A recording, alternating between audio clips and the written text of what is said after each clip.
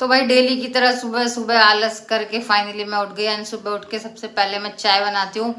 कभी कभी तो मैं चाय छोड़ देती हूँ, फिर भी पी लेती हूँ यार, क्योंकि वेट तो बिल्कुल कम हो नहीं रहा है। देन मैं सोचती हूँ अब क्या बनाऊँ। वैसे तो मैं रात को तैयारी करके रखती हूँ कि मुझे सुबह क्या बनाना है अपने बेटे के लिए और सबके लिए, क्योंकि शाम का खाना मेड बनाती है, सुबह का मैं बनाती हूँ। तो भाई मेरे को ये समझ नहीं आ रहा था मैं क्या बनाऊँ, तो मैंने आलू टमाटर की सब्जी बनाई, क्योंकि रात को मैं लेट हो गई थी, जैसे कि मेरे पहले ब्लॉग में मैंने डाला हुआ है कहाँ गई थी मैं।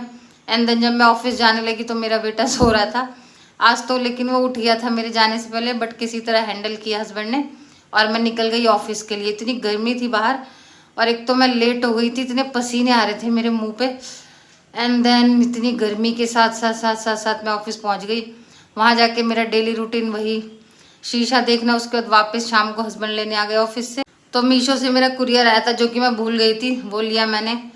और यार आने के बाद तो वैसी हालत खराब हो जाती है। असली कहानी तो अब शुरू होती है। देखो मेरे बेटे को कितना पसीना आया हुआ है, एसी ऑफ करो कि आजकल के बच्चों को इतना पसीना आता है। फिर उसने दूध वूध पिया, उसके लिए मैंने सोचा चलो कुछ बना लेती हूँ, तो दाल बनाई। एंड ये मेरा मीशो का एक कुरियर आया था, सो मैंने उसको पहन के ट्राई किया। यहाँ बेटे का दूसरे घर ले गई थी, वहाँ खेल रहा था, उसके लिए फिलहा के कुछ बनाया तो उसने खाया ही नहीं, जो कि फिर भी मैंने बनाया। So thank you guys, bye bye, support करो मुझे, बाय।